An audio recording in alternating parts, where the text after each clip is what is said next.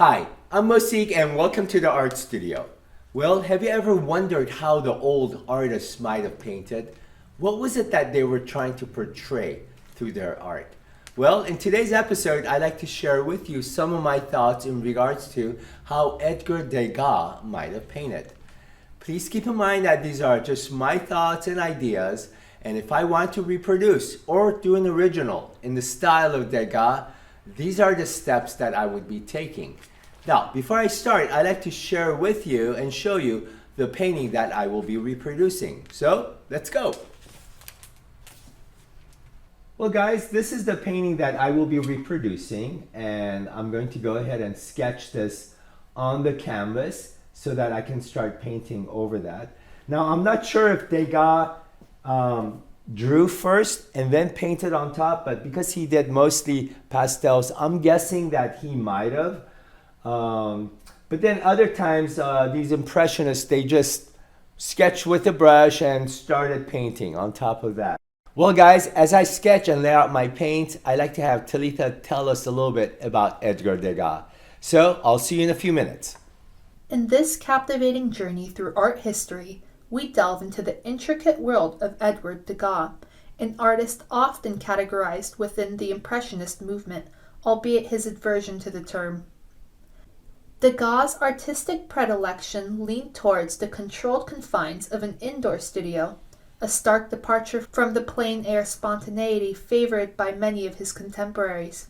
Renowned primarily for his spellbinding portrayals of dancers, Degas dared to challenge societal norms and artistic conventions, particularly in an era when such subjects were viewed with skepticism and controversy.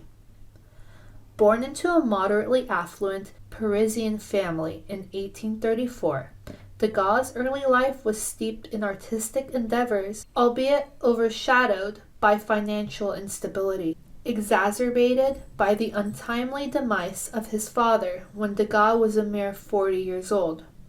The burden of his father's considerable debts compelled Degas to part with his cherished art collection, turning his focus solely towards generating income through his own artistic pursuits. Before we immerse ourselves in the realm of Degas' artistic genius, it's imperative to contextualize the tumultuous backdrop of the 1870s. As Degas fervently pursued his craft, Europe found itself embroiled in the throes of the Franco-Prussian War, a conflict that reshaped the geopolitical landscape, heralding Germany's ascension and France's humbling defeat.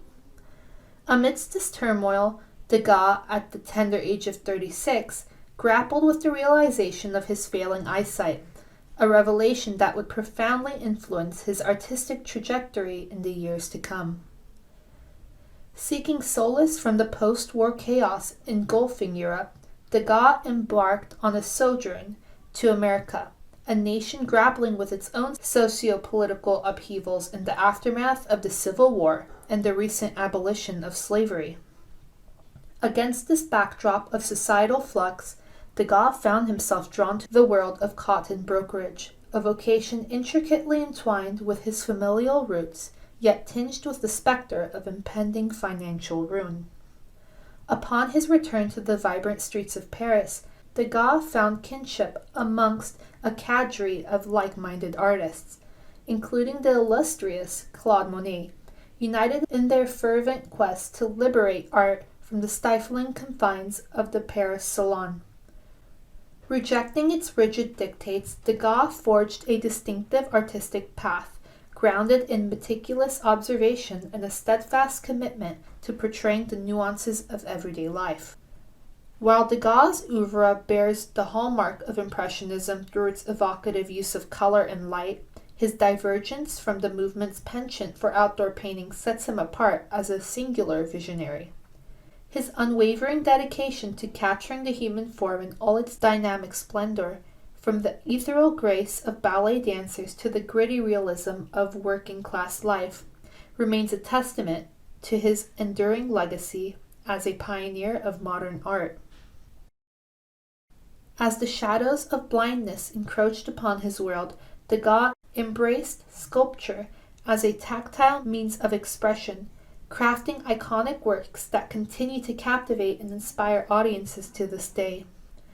From his poignant ballerina sculptures to his masterful pastel compositions, Degas' artistic journey serves as a beacon of creative ingenuity, urging us all to embrace the boundless possibilities of artistic expression and forge our own paths amidst the canvas of life. Okay guys, so the supplies that are needed for this tutorial are as follows. 12 by 15 canvas panel, number 2, number 4, number 8, 1.5 inch flat bristle brush, a detail brush, linseed oil, turpenoid jar, hairspray, and number 2 pencil. As far as the colors, titanium white, ivory black, burnt umber, ultramarine blue, cobalt blue, chrome green, lemon yellow, alizarin crimson red, vermilion red, and yellow ochre. Alright, so as you can see, I am done with my drawing. Now I started the drawing by using a number 2 pencil, and I know in the supplies I didn't talk about charcoal, but I am also using charcoal because Degas would be using charcoals.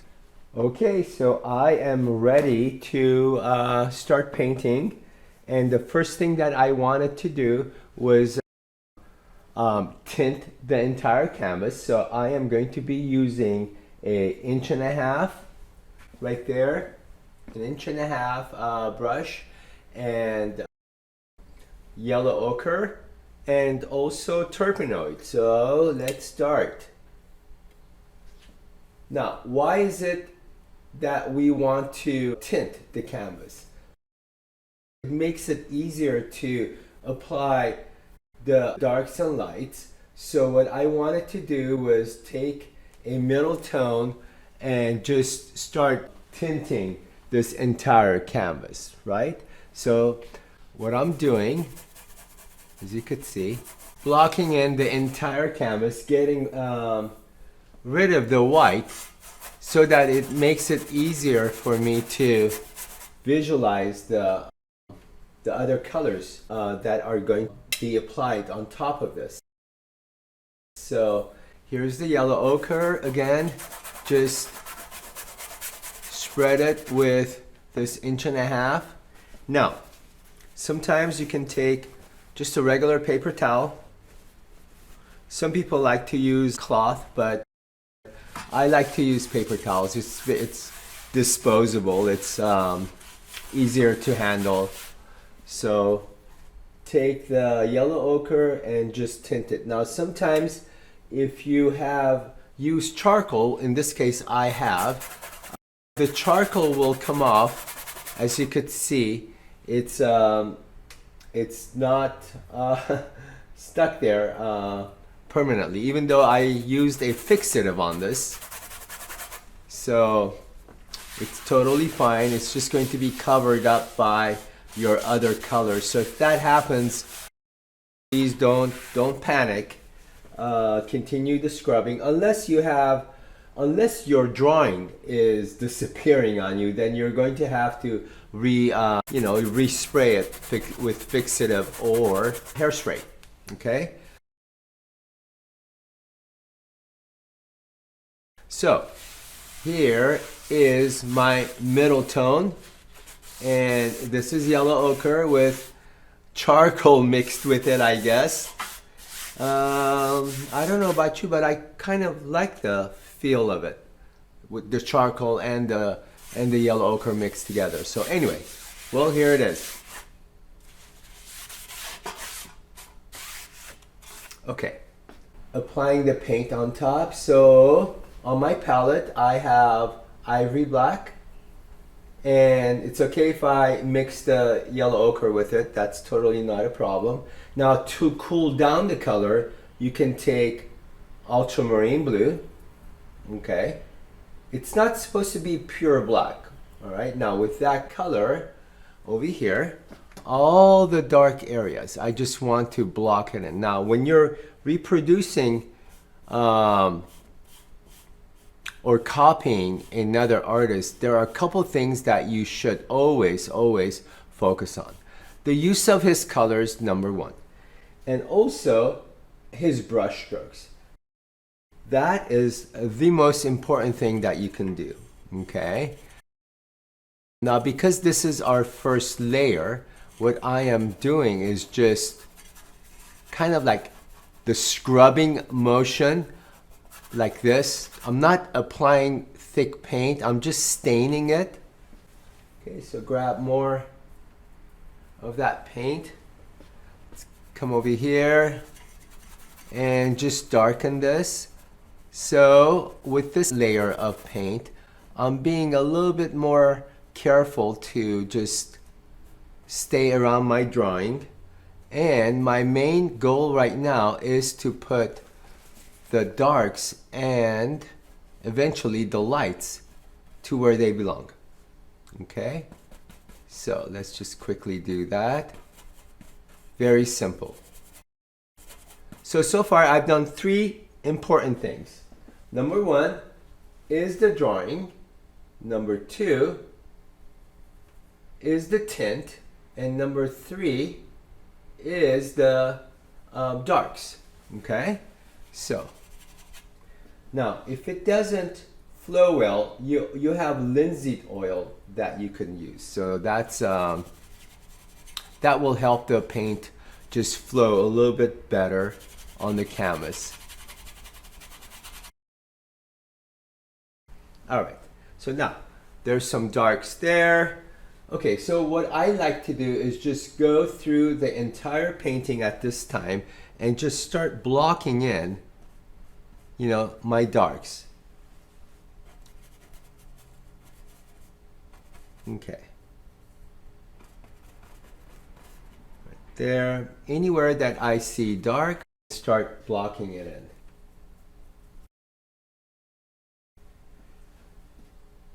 Now, what is the purpose of doing it this way? Well, the purpose is that you'll get likeness really quickly. And also, you will have something look three-dimensional right away. Okay? I am still applying some darks and trying to hold on to my drawing.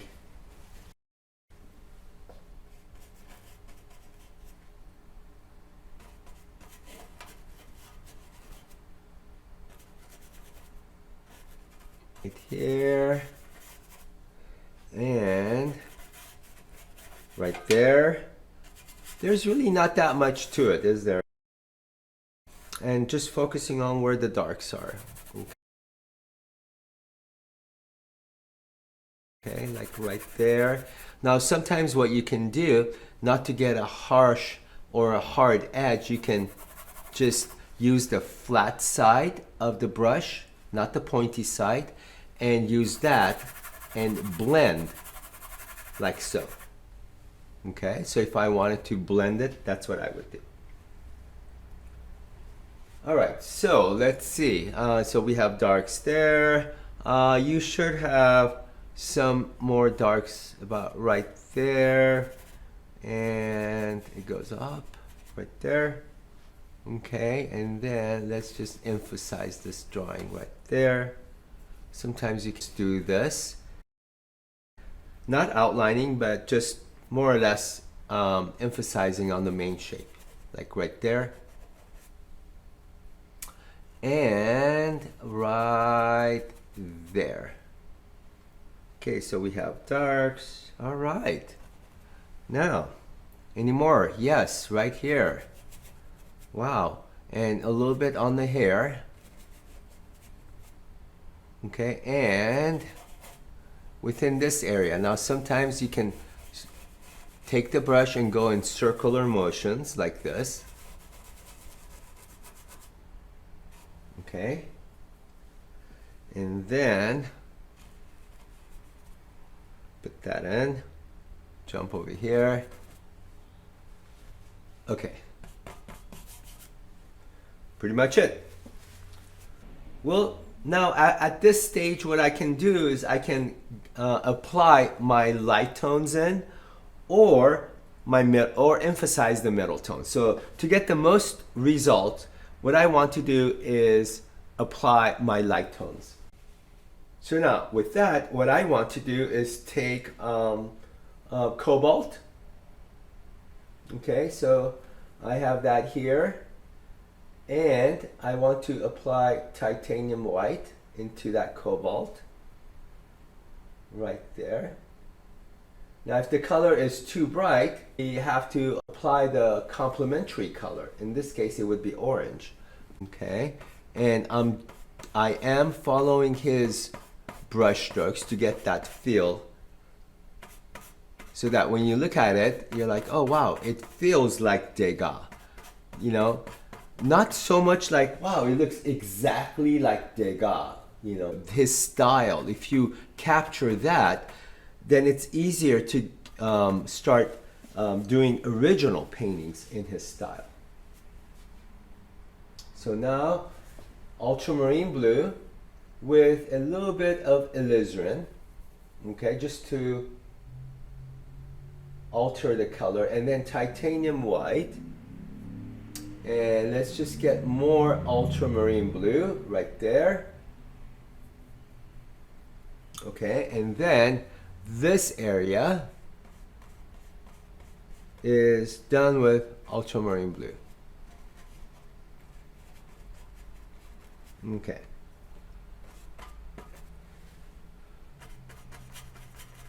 Right there as well.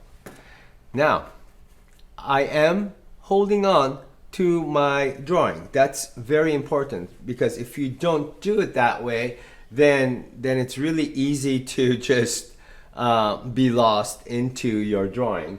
So now I want to paint this area. So that is the cobalt blue with a little bit of yellow. Okay, so I want to take this color now. I do have some ultramarine blue within this color, but it's totally fine because it's like a dirty bluish color. So I'll take that and start applying it here. Okay, then with white, okay, like this.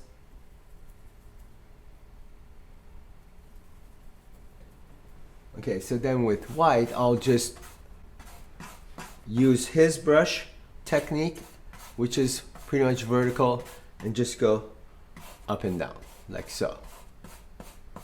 Okay, so that's one, and then this little corner right there is also done with a similar color. Okay, now the fun begins. Okay, so now I want to actually block in the other areas. I can start anywhere in this case. So now I want to take red. There it is. Okay. Use that just to block in the rest. Okay, so here. I didn't clean my colors or my brush before switching over to red. So if you wanted to do that, you can. But sometimes it's easier to desaturate the colors if you don't wash your brush all the time. So let's take that color again. Here it is.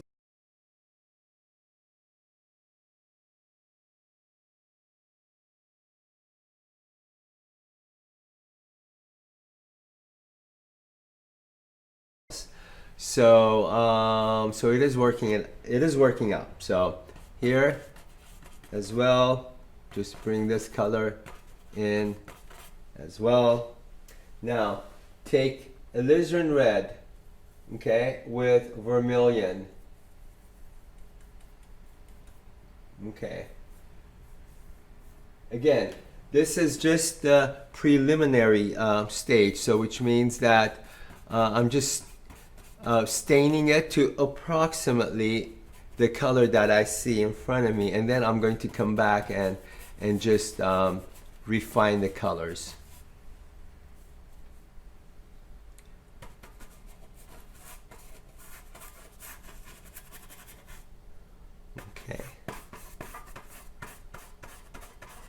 There it is. Okay, and then take this color and just apply it there. And then here as well.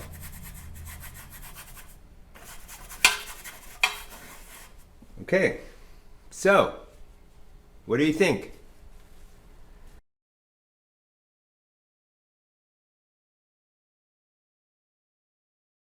So now I am going to be starting with my chrome green. Okay, so what I'll do is I'll just take that and just apply it here.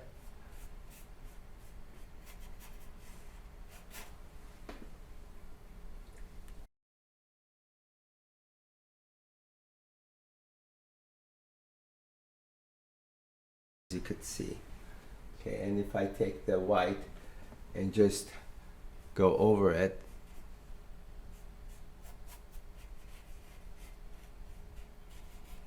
there.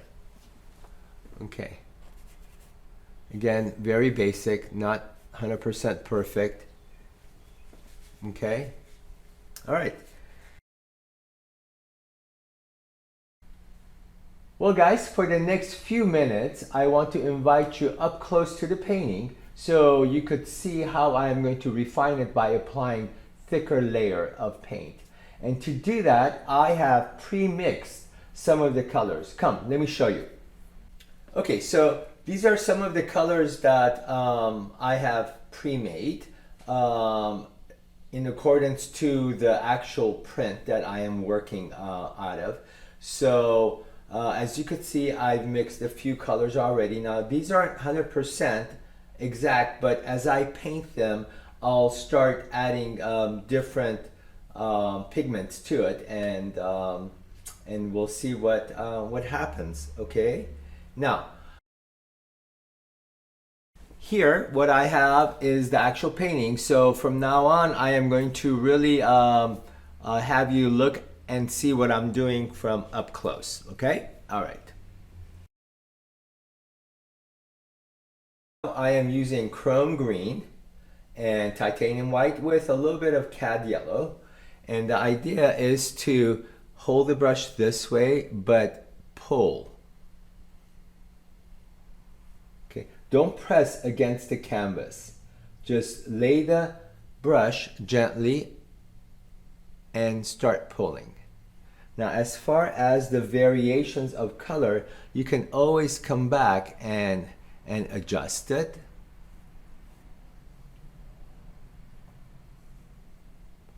Okay, so the brush stroke is horizontal. Let's just get that out of the way. Like that.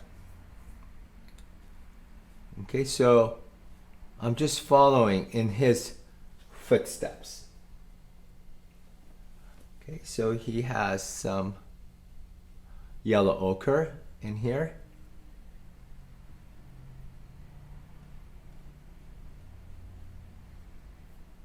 Okay, now he also has some titanium white, so I'll kind of work that in. Okay, like that. Again, don't press, but lay the brush on the canvas and gently pull. Okay, as far as the mixture of getting it to where it's similar to his, it will happen if you just layer the colors on top of each other. Okay, all right, so now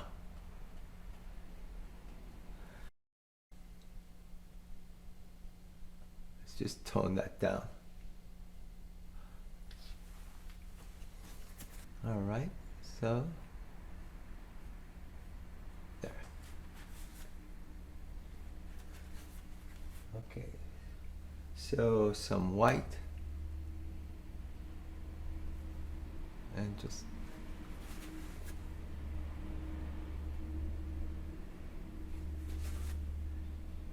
all right, so there's quite a bit of paint on my canvas.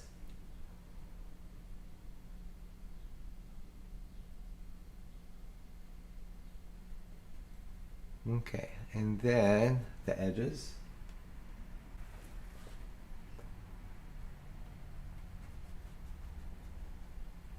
There. All right. And let's just break this apart just a little bit by adding some yellow ochre.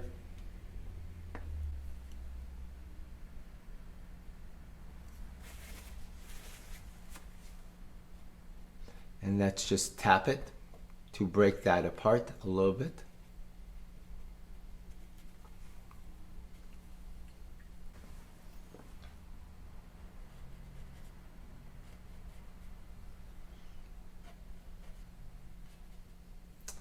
All right. Okay, so let's work on the hat. Yellow ochre, titanium white, and just a tad bit of blue. Okay, now I don't want to completely pile up the paint. I am not using too much linseed oil because I want this to be a little tacky to get his feel. You could tell that there's a similarity between his work in accordance to pastels and oils.